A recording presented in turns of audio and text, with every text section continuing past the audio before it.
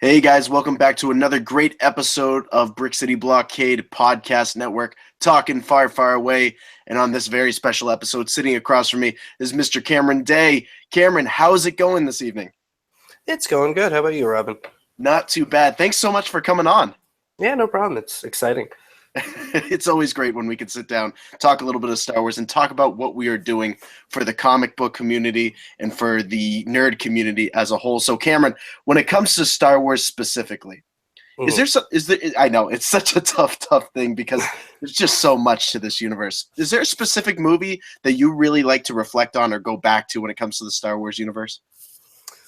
Well, when I was younger, I think it was Empire Strikes Back for me because I think that was like the first. I mean, it wasn't like. I think for a 5 to 8-year-old, it was kind of scary, and that was sort of like the first scary movie to me as a kid. Because I can remember when there's the big reveal. As a kid, I was shocked, and I was utterly traumatized. I think for about a week. And I would just go to my parents and be like, "What does this mean? I don't know what's happening." And I'd hide behind the couch. It was terrifying.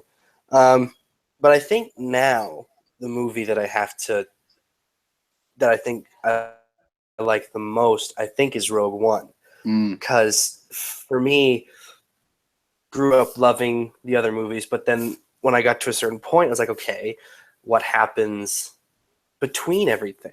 Mm-hmm. And obviously with Rebels now, that sort of answers a lot of questions. But with Rogue One, it felt – I mean, obviously Star Wars is hard to connect with on a real level. But with that movie, it was a lot easier to connect with the characters and understand everything because it's kind of an environment that we've kind of grown up with. Like us kids, especially my generation, growing up with like Iraq and everything in the background and always hearing that on the radio and in the news. It was kind of easy to see that comparison with Rogue One of the rebellion and the fight against the Empire, sort of like a strange contrast. And I think that's sort of like nowadays, that's the movie that I think resonates the most with me. I totally agree with you. There's just so much comparison to modern day history. Of course, you're of that generation. I think a very similar generation as me, where we kind of lived in that time and we kind of reflected on Rogue One, the grittiness, the darkness, with that time period. And I think for a lot of modern Star Wars fans, those who are now getting into it, of course, you and I can totally agree with you when it comes to Empire Strikes Back. That reveal was bone shaking as a young kid. Yeah. But I think there's just so much that we can reflect on when it comes to that. And it's when it specifically comes to Star Wars characters, Cameron, I know we all have our favorites in terms of the Star Wars universe and one specific character. I've heard people come on and they'd say Han Solo and some of these other characters. Is there one that really you reflect yourself upon? Like you see yourself as that character sometimes? I mean, I always grew up loving Chewbacca just because I've got a very loud sort of uncaring side that I just do whatever the hell I want. But when I got older and I discovered the expanded universe and I really started reading the books, I really started to empathize with Kyle Katarn. And because he had that whole persona of like he wanted to know more and sometimes he'd push the envelope and he would go a little bit far and sometimes he'd screw up. And I've had a lot of moments in my life like that. So I really empathize with him and sort of fighting against like Luke's establishment of, okay, this is how we're going to teach everyone. But he's like, no, I want to learn more. I want to go further, and sort of his struggles and fallbacks and setbacks with that. But he was the character that I really empathized with the most, I think. That's awesome. Kyle Katarn, I know we talk about it all the time here on Talking Far, Far Away, is the expanded universe. And of course, we're a Star Wars canon show, so we love to talk about the expanded universe and some of those Legends novels at the same time. Let me ask you, I'm a big Grand Admiral Thrawn person. Scott Inch, who's also on this show, is a big Grand Admiral Thrawn person. Where are you when it comes to the Thrawn man himself? I remember when I started reading it, I've actually got I had a ton of books that I got rid of just because I didn't have enough book space, but I kept the original trilogy from Timothy Zahn. And reading those books at like 12 or 13, I can remember being scared of Vader as a little kid, but then reading that, Thrawn was both awe-inspiring and terrifying because you had this guy who knew so much and had that destructive power, but on the outside just had this appearance of the calm, controlled bureaucrat, but was like, if he looked at you and thought the right way, you would probably explode because he knew the exact way how to kill you. Right. And he was such a good character. And then when Force Awakens came out, I was really upset because I was like, okay, it's another Star Wars movie, but they're not using these books that I love so much. And then when they announced that Thrawn was going to be in Rebels, I was still happy. Because he's such a good character, and he was a lot of great characters in the Expanded Universe are kind of wasted because now it no longer is like Mara no longer exists, and she is literally one of my favorite characters of all time. And all of the like Jason and Jaina and Anakin, just so many of the characters aren't used. But when they announced the Throne was going to be in Rebels, I was like, yes, now we're getting somewhere. Yeah, he's a very, very special character. And I think as Star Wars Rebels fans, obviously you were one. It was just such a nice way of bringing him into the canon. I never thought it was going to happen right away.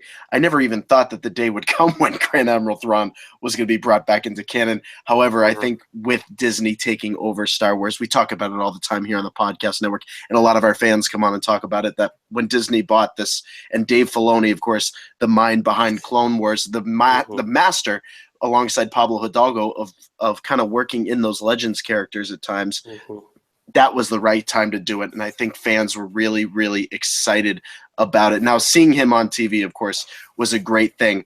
Would you like to see Grand Admiral Thrawn in a film at some point, or even like a small series of some sort?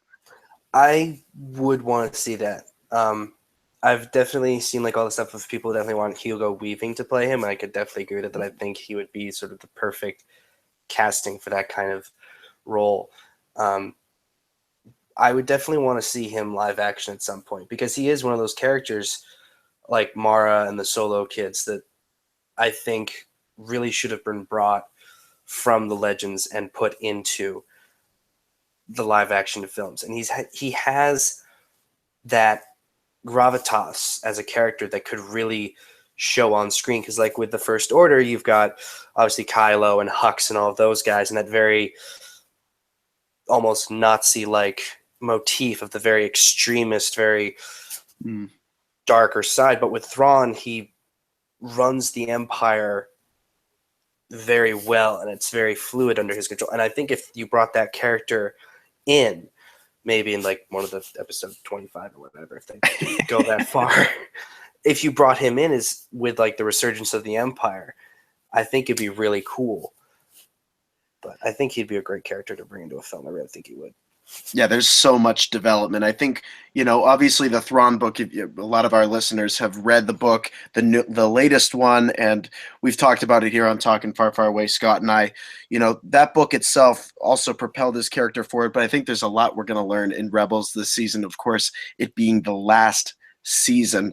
I think that, and let me pose this to you, Cam. Of course, I love these offbeat conversations because we don't know where they're going to go. We don't know what direction it's going to head in, but I know as Star Wars fans here, this can be sometimes a sensitive thing. And Scott and I recently talked about it, is that bringing Grand Admiral Thrawn and some of these Legends characters into canon can sometimes be a dangerous thing because obviously going into season 4, I just mentioned it, they bring him in season 3. They talked about bringing him in sooner than that at one point. I mean, it's such a fine line if they're going to kill him off. I would hate to see them kill off Grand Admiral Thrawn in season 4 because I think they'd be kind of short leashing him a little bit unless they're going to tell a story later on. What do you think about that? I mean, it is definitely that dangerous line. It's like with comic book movies, which characters they're going to bring in and that kind of thing. I think with Thrawn in particular, it would definitely be really annoying, as kind of frustrating if they did do that. And I could definitely, obviously, you appreciate Legends as well. And I think if they did that, we can hope that they know the fan base enough that they wouldn't.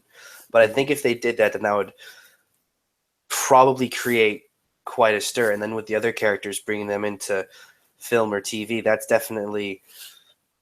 would be hard as well, because you have people who sort of, I mean, I know a couple people who sort of like have ignored Force Awakens and Last Jedi, and they're like, no, Legends is my canon, that is mine. And a lot of those people are pretty passionate about it, and I know from experience, if something to those characters happened that was not in their eyes, that would not only hurt them as fans, but also as people, because they've grown up with these characters that they, at least in their minds, are so real that if something would happen to them in a movie or something, it would just wreck a huge portion of their entire being. I mean, that's probably a little far, but I mean, I think you get what I mean. Oh, yeah, absolutely. I mean, we've grown up with these characters. We've learned to appreciate them. You and I have sat down. We've read the novels. We know how much these characters mean to us. And we say it here all the time on the podcast network. In Filoni, we trust. In Lucasfilm, we trust. In Star Wars, we trust to do the right thing for the fans. Mm-hmm. You know, it's such a fine line. Again, it's such a fine line with some of these characters, and just making sure that they're done the right way, and just to give our trust into the system. Cameron, one of the things I would love to talk to you about here is you have an upcoming event in northern New Hampshire, and we're really excited about it. Of course, we couldn't make it this year. However, we are in the books for the next time around. It's a little thing called RaptorCon. Can you give the fans a little bit more background on what this is? So last year, when my senior year of high school, I got voted in as school president, and every year we have to try and fundraise enough money for the next year, because us being a small school, a small neighborhood, we don't really have a huge amount of interior funding from the school. Mm-hmm. And unfortunately, with the group I was elected in with, all of them wanted their friend to become president, but obviously I beat them, and they weren't very pleased with that. There you go. So by the first week, they were already trying to impeach me, which was rather entertaining, I must say. So it got to around December and almost Christmas break, and we hadn't really done anything. We'd had a little Christmas assembly where we'd raffle off gifts, and our teachers would play music and that kind of thing, but we hadn't really done anything big. And all of a sudden, one day, I'm at home scrolling through Facebook, and I was like, oh yeah, I'm going to be going to Montreal Comic-Con this summer. Wait, why don't we do a con of our own at the high school? Mm. And so I brought that in, and they were like, no, that's stupid. We're never going to get enough people. It's a dumb idea. I was like, okay, well, screw you guys. I'm going to do it anyway. So I went home, and over Christmas break, I called up all the vendors, a bunch of artists, and they're like, oh, yeah, sure. So I get back from break, and I have a booklet about 15 pages thick, and I plop copies of it down in front of everyone in the government. I'm like, okay, so we're doing this. We're doing it on this day at this time. All of you guys have to be there to help. And my cabinet is just giving me the dirtiest look. They're just all glaring at me over the table. And luckily, I had the complete and total support of the entire faculty, because they thought it was a great idea. Right. And actually, our advisor for the student government, student students, Michael Galley, he was on board at least 200%, and he helped us do it. And everyone got there. It was about 60 some odd people, which I think was pretty decent for our first year. Oh yeah. And we raised about $500, $600. And we did it, and a lot of people were like, oh yeah, we want to come back next year. And so I was like, okay. So I was off at college at Franklin Pierce, and so my brother Caleb took over. And then he had to go away for 2 weeks as he went to the Southwest for a field trip, and I hopped back on and helped it out. And this year we got a lot more artists. We have a ton more vendors. There's a lot more events going on. So we're really excited, and we really want to try and get a lot of people to come.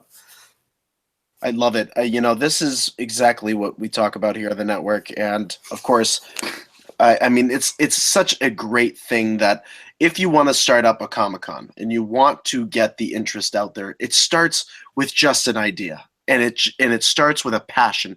And Cameron, I have to say this about you, is that you really know how to put an effort into something, and a 100% effort. We've been to a lot of Comic-Cons here at the Podcast Network where there is just the interest in the money. There's just the interest in just getting the big names there. But the true focus on a Comic-Con is for the fans, by the fans, keeping it local and keeping it affordable, and also the community aspect as well. And I think that's what RaptorCon is doing. And I have to really say bravo to you, Cameron, because I mean, it's the way it should be. I've talked with Tom Lord, of course, who runs White Mountain Comic-Con, And he sent me right over to you, and he said, this kid knows what he's doing up there because he's really keeping that community aspect. So again, bravo to you. And please, guys, make sure to check out RaptorCon on Facebook. It's coming up. I believe it's right around the corner, if I'm correct. May 20th from 10 to 3 up at Rivendell Academy in Orford, New Hampshire.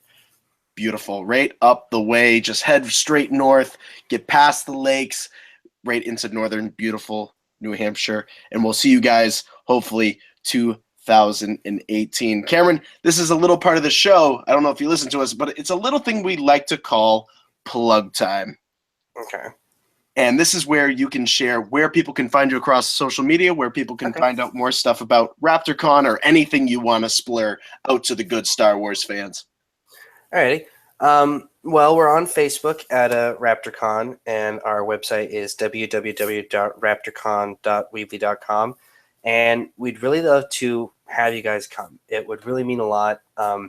It's only our second year, and I really want to try and make it an annual thing, just because I really think that New England and New Hampshire and Vermont especially, and even Maine, are lacking in the convention scene. I mean, the closest con we have is now Tom's, and then Vermont Comic-Con, Granite Con in Concord, and then Boston Comic-Con.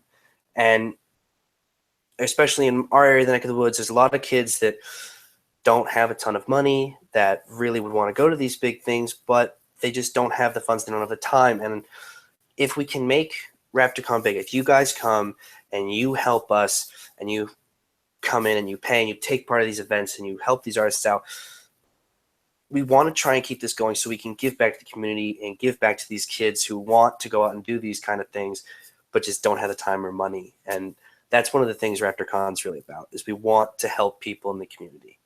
And so if you guys come, that's going to help us further that endeavor of making sure that we can keep RaptorCon alive and that we can make kids' lives better and adults who want to come and really try and bring out that whole concept of community and family that cons really have and keep it alive in this little neck of the Northeast Kingdom. Beautifully said. Wow, I am blown away, Cameron. Beautifully said again.